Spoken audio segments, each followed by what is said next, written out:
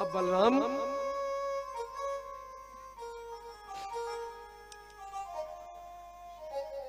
ने आकर बता दिया, मैया अच्छा देखो, जब दो भाई होते हैं ना छोटे बड़े, एक दूसरे की शिकवा शिकायत बहुत करते हैं, वो बाल सुलभ लीलाएं होती हैं।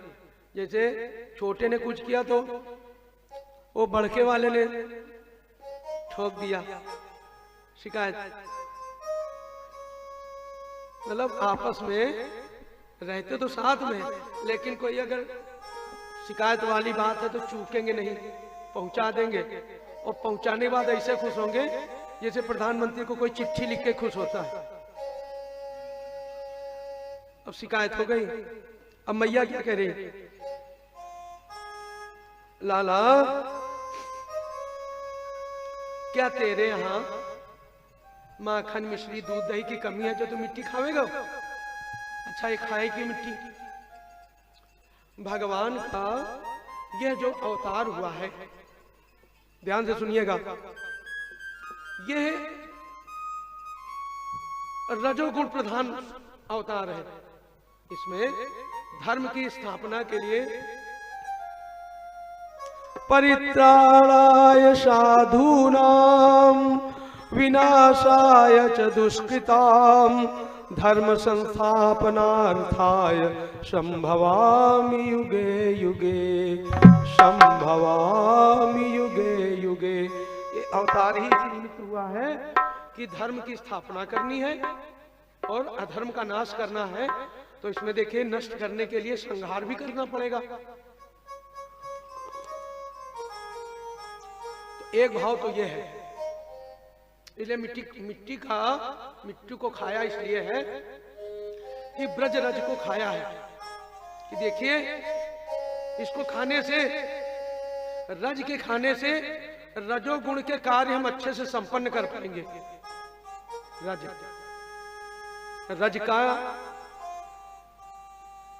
रज को जब हम ग्रहण करेंगे तो फिर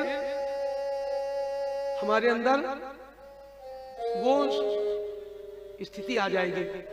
दूसरा भाव यह है कि इसी ब्रज रज में जो घास है वो होती है, वो घास नंद बाबा के गाय बहुत है,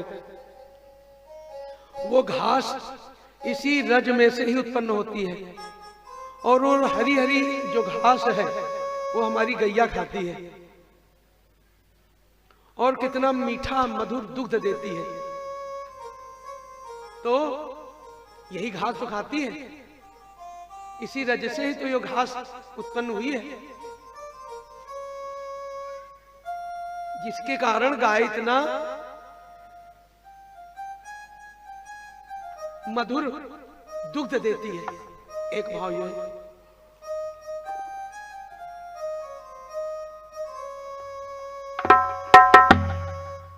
तो अब इनसे पूछा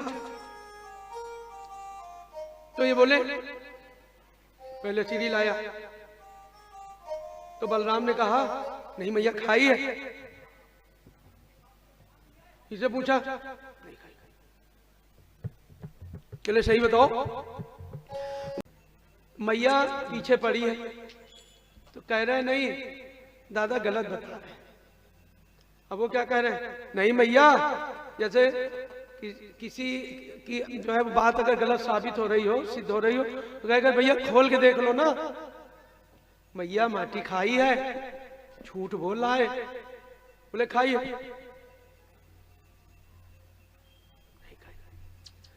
तो बलराम बोले, दाऊ बोले मुंह खोल के देख लेना मैया, अभी पता चल जाएगा झूठ बोल रहा है, बहुत बड़ा झूठा है मैया, बहुत शरारती है, खेल खेल में बहुत उत्पात करता है। भैया बोले चुप रहे, तो हमेशा इसकी शिकायत किया करता है। बोले मैया झूठ नहीं बोल रहा हूं। बोले मैं लाला झूठ नहीं बोल रहा है, तो देख लो ना मैया। मैया ने कहा मुंह खोल।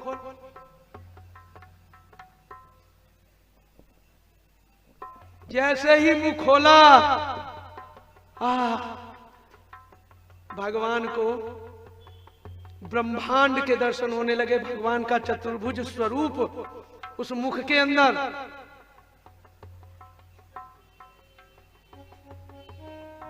अब मैया तो जैसे ही मुंह खोला कन्हैया ने, मैया तो मुंह देखकर आश्चर्यचकित रह गई। अरे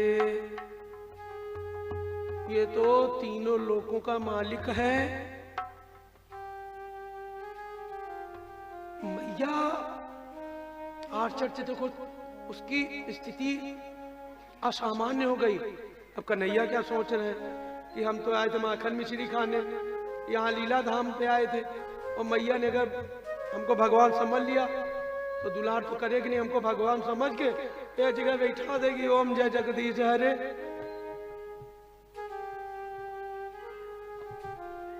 भगवान ने पुनः विस्मृति का लोप करा दिया, जैसे कुछ हुआ ही नहीं।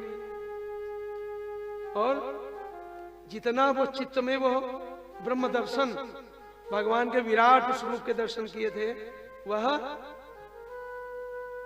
भगवान ने अपनी लीला खींच ली मां के चित्त से, माफी जैसी तैसी।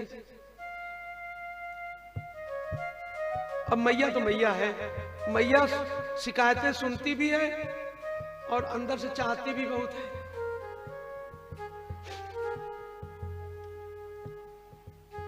भगवान ये ब्रज धाम लीला धाम है। यहाँ जब आप 84 कोस ब्रज परिक्रमा में जाएंगे तो एक चरण पहाड़ी स्थान पड़ता है, चरण पहाड़ी उसका नाम है। वहां पर ये जो चरण पहाड़ी है, यहाँ पे पत्थर पर भगवान के चरण बने हुए हैं। तो मैंने वहां के संतों से पूछा तो बोले जब कान्हा ये द्वापर की ही चरण पहाड़ी है, वास्तव में लगता है ओरिजिनलिटी वास्तविकता लगती है।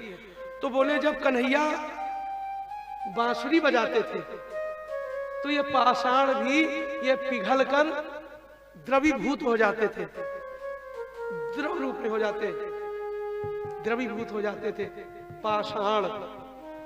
अभी भी इसी कलयुग में प्रमाण है। 84 को परिक्रमा में जब कभी जाने का सौभाग्य मिले, 252 किलोमीटर की है, और उसमें चरण पहाड़ी भी है। वंशी बट भी देखने को मिलेगा जहाँ पे भगवान ने वंशी बजाई है। चीर हरण वाला भी स्थान देखने को मिलेगा। सब स्थान है, जीवन धन्य हो जाता है। जीवन मिला है तो कभी समय निकालकर 84 को ब्रज परिक्रमा पे भी जाना। हफ्ता 10 दिन लगेगा और आनंद आ जाता है। उन जगहों को देखो तो लगता है हम द्वापर युग में ही आ गए। और गोवर्धन की परिक्रमा आप करिए तो आपको लगेगा कि इसमें कुछ भी नहीं है, बनावटी है, ये सब वास्तविक स्थिति में है। और कोई आपकी मनोकामना न पूरी हो रही हो भैया, 21 किलोमीटर का है गोवर्धन, राजस्थान तक उसका परिक्षेत्र है। परिक्रमा लगाना, लेकिन पैदल, नंगे पैर। बैटरी रिक्शे में या साधन में बैठ के आनंद नहीं आता भैया, वो चक्कर काट लिया जाता है। जैसे हवाई जहाज आसमान में उड़ रहा हो तो लखनऊ के चक्कर काट लेगा, वो बात नहीं रही। परिक्रमा करने पर वास्तविक स्थानों के दर्शन करने को मिलते हैं और अपने आप में अंदर से लगता है कि जीवन धन्य हो गया।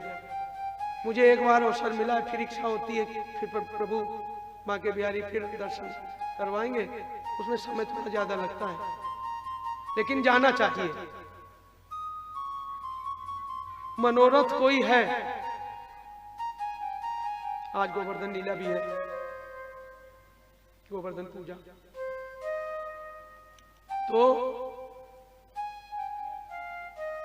मैया को जब दर्शन कराए और मैया अचंभित हुई तो कन्हैया ने सोचा कि अब इसकी याददाश्त में ये हटा दें, ये डिलीट कर दें इस चैप्टर को। तो एंट्री डिलीट हो गई। मोबाइल से हम लोग डिलीट नहीं कर देते, उड़ जाता है। उन्होंने विस्मृति लोप कर दिया, जो स्मृति में स्थित था उसको स्मृति लोप कर दिया और माफी जैसे तैसे हो गई।